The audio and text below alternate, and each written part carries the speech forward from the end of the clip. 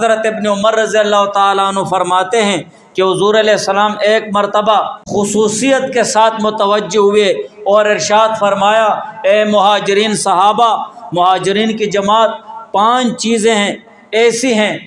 کہ جب تم ان میں مبتلا ہو جاؤ گے، اور خدا نہ کرے کہ تم ان میں مبتلا ہو جاؤ، اگر مبتلا ہو جاؤ گے تو پھر یہ عذاب بھی آئیں گے۔ ایک چیز یہ ہے کہ جس قوم میں فاحشہ،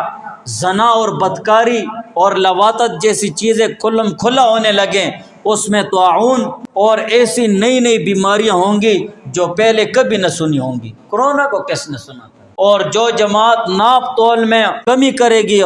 تو قحط اور مشقت اور بادشاہ کے ظلم میں مبتلا ہوں گی، اور جو لوگ زکوٰۃ روکیں گے ان سے بارش بھی روک لی جائے گی، اگر جانور نہ ہو تو ذرا بھی بارش نہ ہوئے، اور جو لوگ اللہ اور اس کے رسول کے عہد کو توڑیں گے دشمن ان پر مسلط کر دیے جائیں گے۔ آج ہم سب نے اللہ اور اللہ کے رسول کے عہد کو توڑا ہوا،